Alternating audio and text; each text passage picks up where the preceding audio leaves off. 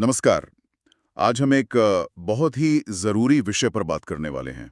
एक ऐसा मुद्दा जो आजकल शायद हर किसी के मन में है, खासकर जिनके घर में बच्चे हैं।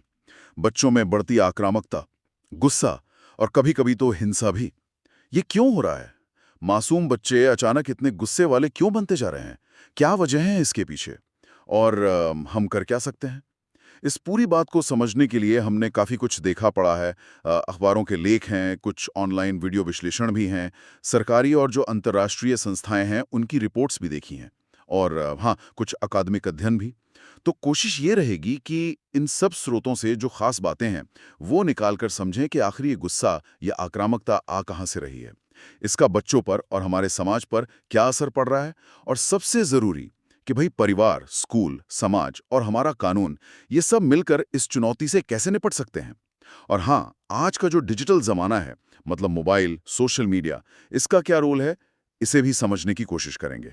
तो चलिए शुरू करते हैं इस पर गहराई से बात। सबसे पहले तो ये समझते हैं कि ये समस्या है कितनी बड़ी। कुछ ताज़ा घटनाएं या आंकड़े हैं जो शायद इसकी गंभीरता दिखा सकें। बिल्कुल। हाल में ऐसी कुछ घटनाएं हुई हैं जो सच में मतलब दिल दहला देती हैं। जैसे आपने शायद सुना, अहमदाबाद में एक 10वीं के छात्र ने अपने ही दोस्त को, अपने क्लासमेट को चाकू मार दिया। हाँ, सुना था मैंने, बहुत दुखद। बहुत। और उधर उत्तराखंड के काशीपुर में एक 9वीं क्लास के बच्चे ने, सोचिए, अपने टीचर को गोली मार दी। टीचर को? जी। तो ये घटनाएं हमें सोचने पे मजबूर करती हैं, क्या भाई हमारे बच्चे आखिर जा कहाँ रहे हैं। और जैसा आपने पूछा, ये कोई एकाध घटना नहीं है। अगर हम राष्ट्रीय अपराध रिकॉर्ड ब्यूरो यानी एनसीआरबी के आंकड़े देखें 2021 के, तो उस साल नाबालिगों ने जो अपराध किए, उनके 30,500 से ज्यादा मामले दर्ज हुए। 30,000 से ज्यादा? हाँ। और जो और चिंता की बात है वो ये कि इनमें से 10 में से 9 मामलों में आरोपी खुद बच्चे ही थे, मतलब बच्चे ही अपराध कर रहे थे। कुछ विश्लेषण, जैसे इंडिया डेली लाइव वाला, वो भी यही कह रहे हैं कि नाबालिगों में ये जो अपराध की दर है, ये लगातार बढ़ रही है। ये तो हमारे देश की बात हुई, क्या दुनिया भर में भी कुछ ऐसा ही ट्रेंड है? हाँ बिल्कुल। ये कोई सिर्फ भारत की समस्या नहीं है।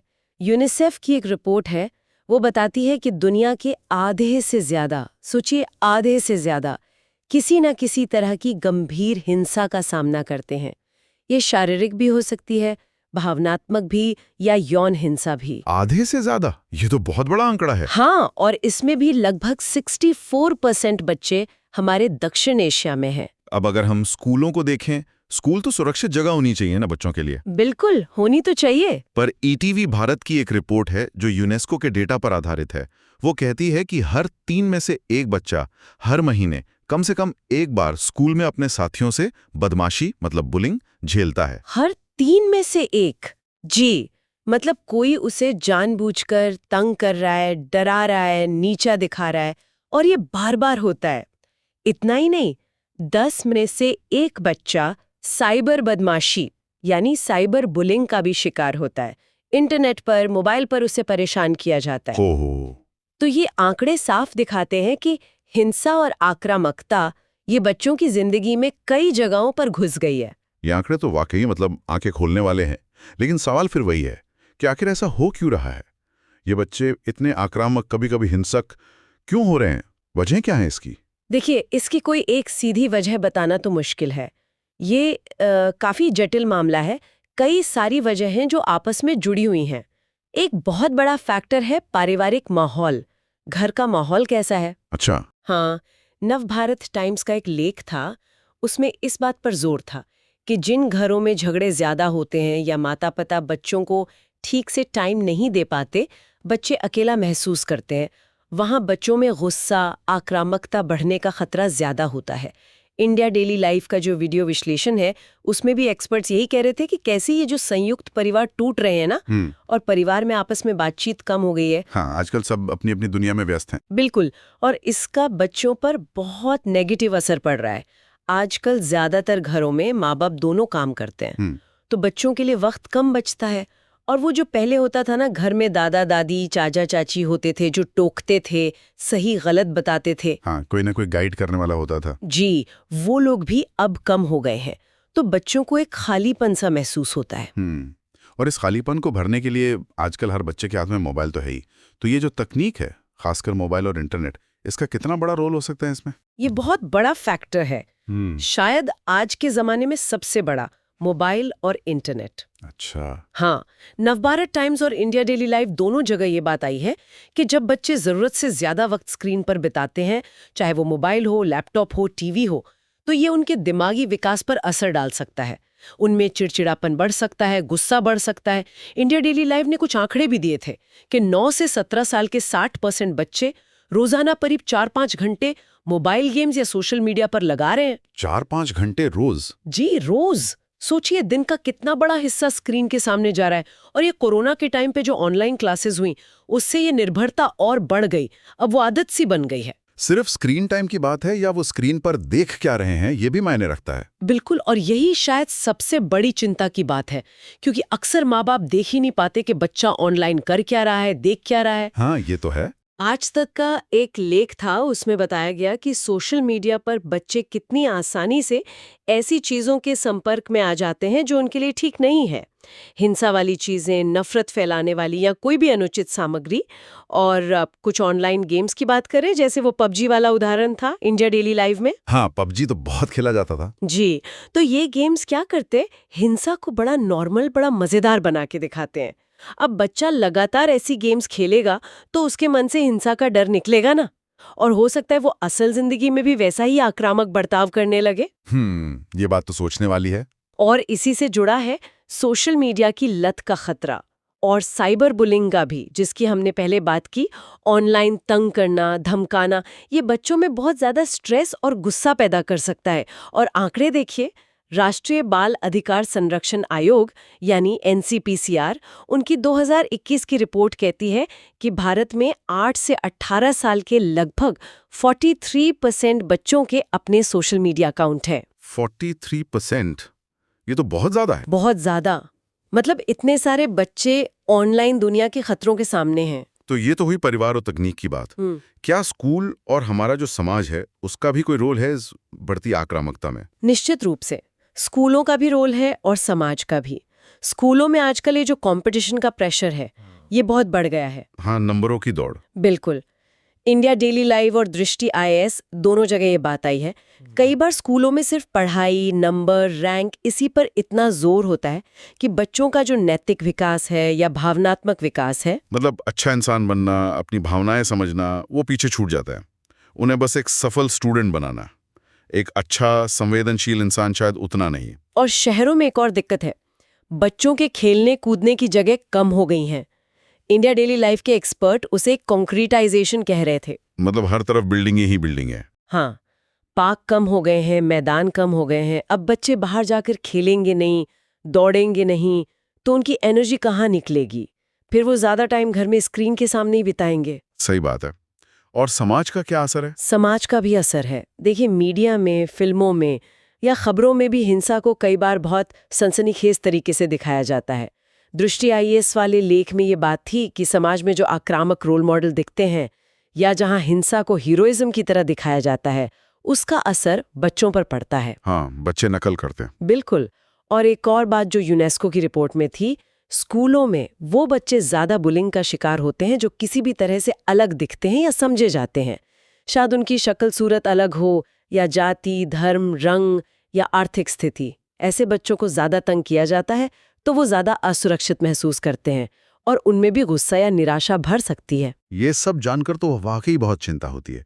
अब सवाल ये है कि ये जो हिंसा, ये गुस्सा, ये तनाव जो बच्चे झेल रहे हैं या जिसका हिस्सा बन रहे हैं, इसका उनके नाजुक मन पर, उनके मानसिक स्वास्थ्य पर क्या असर पड़ता है? असर बहुत गहरा पड़ता है और कई बार लंबे समय तक रहता है। नवभारत टाइम्स वाले लेख में कुछ बाहरी लक्षणों का जिक्र था जिन पर माँ बाप को ध्यान देना चाहिए, जैसे बच्चा अचानक खेलना कूदना कम कर दे या अकेले अकेले रहने लगे, दिन भर सुस्त रहे या छोटी छोटी बात पर बहुत ज्यादा गुस्सा करे। ये इशारे हो सकते हैं कि बच्चा अंदर से ठीक नहीं है, परेशान है। और यहाँ एक बहुत ही चौंकाने वाली और ज़रूरी बात है जो द प्रिंट में छपे एक अध्ययन से सामने आई। वो अध्ययन बताता है कि जिन बच्चों की माएं घरेलू हिंसा का शिकार होती हैं, मतलब घर में मारपीट? जी, घर में अगर पिता या कोई और सदस्य माँ के साथ मारपीट करता है, बुरा बर्ताव करता है, तो उन बच्चों में चिंता मतलब एंजाइटी और अवसाद यानी डिप्रेशन जैसी मानसिक समस्याएं होने का खतरा बहुत ज्यादा बढ़ जाता है। ओह, ये तो बहुत गंभीर बात है। घर की हिंसा का सीधा असर बच्चे के दिमाग पर। सीधा असर, घर का वो माहौल, वो डर, वो तनाव बच्चों की मानसिक शांति को एकदम भंग कर देता है। और यूनिसेफ और दृष्टि आईएस के लेख वो क्या कहते हैं इस बारे में?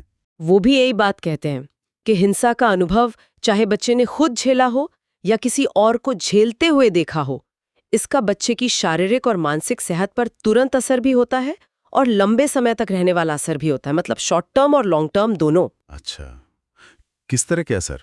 जैसे उनकी सीखने की क्षमता कम हो सकती है, पढ़ाई में मन नहीं लगेगा, वो दूसरे लोगों से, समाज से कटने लगते हैं, घुलने मिलने में दिक्कत महसूस करते हैं।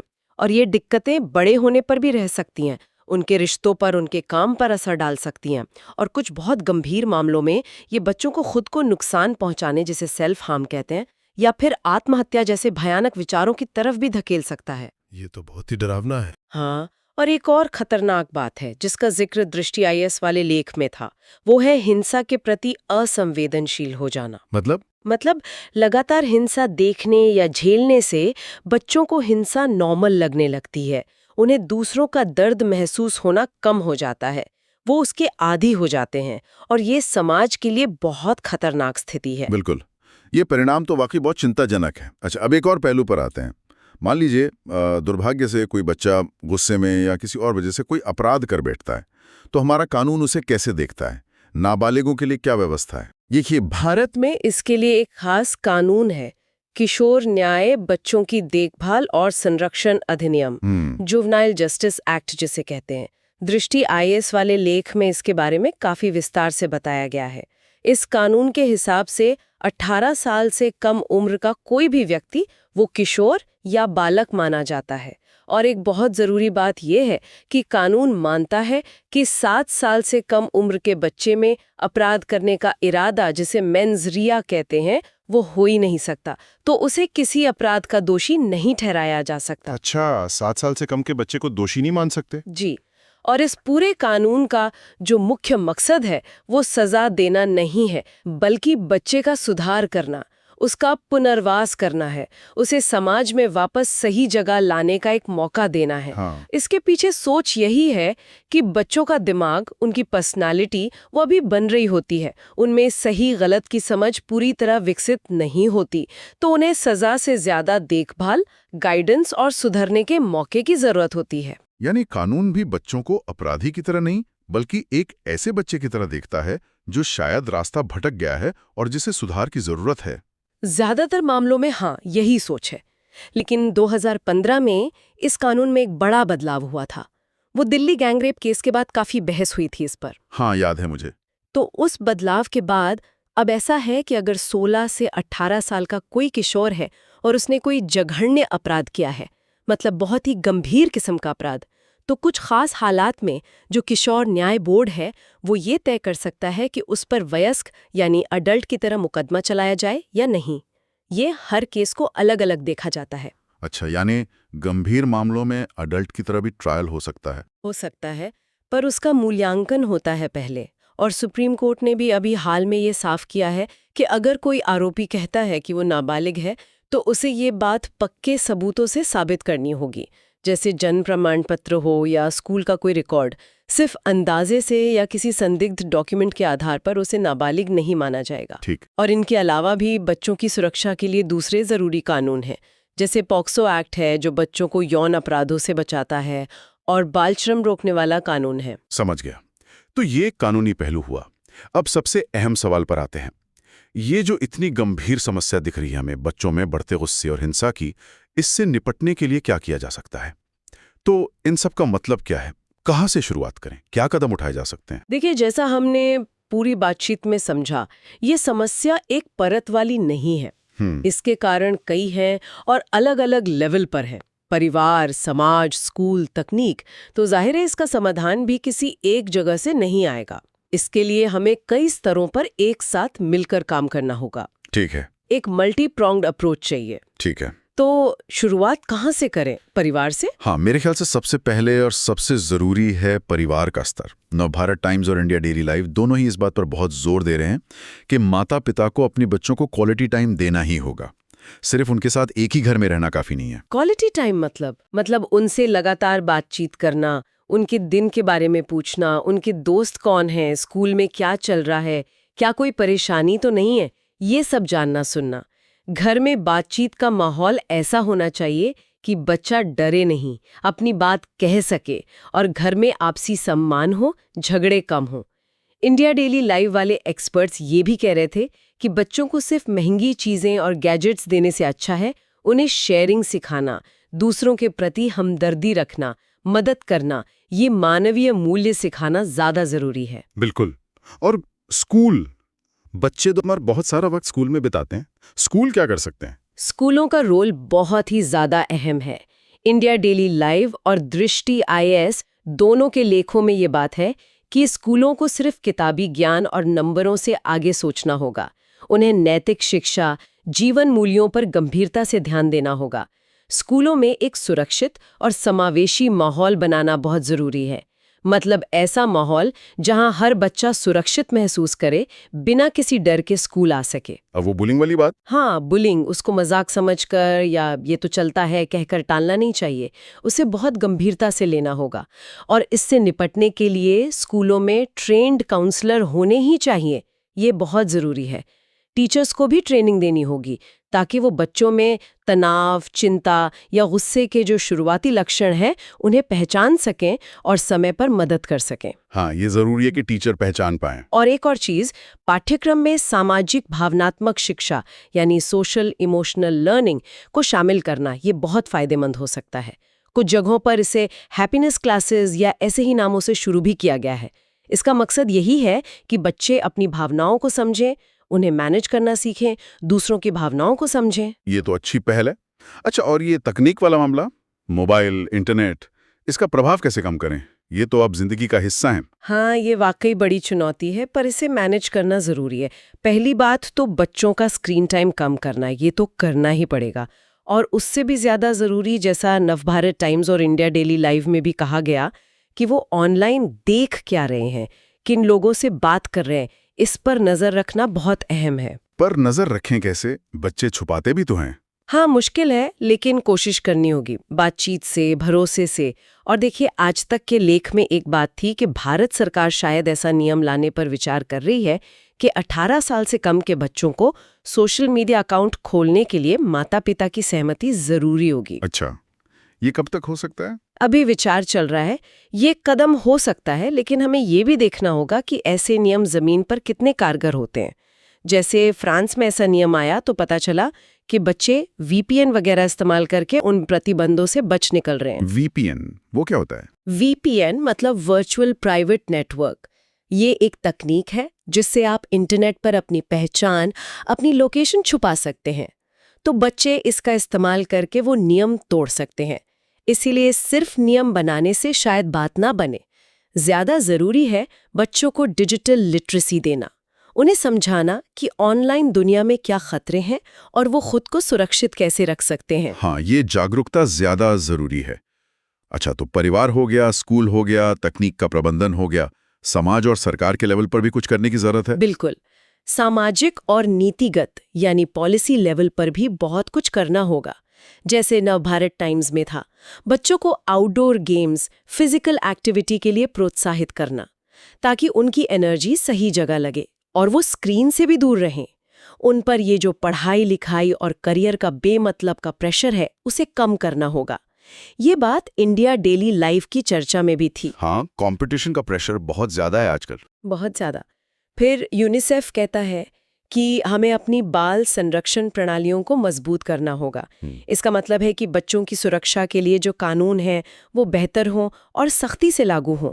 जो लोग बच्चों के साथ काम करते हैं, पुलिस, जज, सोशल वर्कर, डॉक्टर, टीचर, उन्हें अच्छी ट्रेनिंग मिले और इन सब कामों के लिए सरकार पर्याप्त पैसा भी दे। बिल्कुल। और समुदाय के लेवल पर समाज में जागरूकता फैलानी होगी ताकि लोग बच्चों के खिलाफ हिंसा और इनमें बढ़ती आक्रामकता को गंभीरता से लें, समाज की सोच बदलनी होगी। और घरेलू हिंसा? हाँ, घरेलू हिंसा की रोकथाम पर बहुत गंभीरता से काम करना होगा, क्योंकि हमने देखा कि उसका बच्चों पर कितना बुरा असर पड़ता है। और हाँ, एक और जरूरी बात, अगर आपको या किसी और को लगे कि बच्चा बहुत ज्यादा परेशान है, गुस्से में है या कोई और मानसिक दिक्कत है, तो प्रोफेशनल हेल्प लेने में, मतलब किसी मनोवैज्ञानिक या मनोरोग चिकित्सक के पास जाने में बिल्कुल भी हिचकिचाना नहीं चाहिए, जैसा नवभारत टाइम्स ने भी कहा। सही बात है, मानसिक स्वास्थ्य भी उतना ही जरूरी है। बिल्कुल। तो आज की ये जो हमारी पूरी चर्चा हुई, इससे ये तो एकदम साफ है कि बच्चों में ये जो गुस्सा और आक्रामकता बढ़ रही है, ये कोई सीधी साधी समस्या नहीं है, बहुत जटिल है, कई परतें हैं इसके पीछे परिवार, समाज, स्कूल, तकनीक, मनोविज्ञान, कई कारण एक साथ काम कर रहे हैं। हाँ, बिल्कुल। और इसीलिए इसका हल भी किसी एक जगह से नहीं आएगा।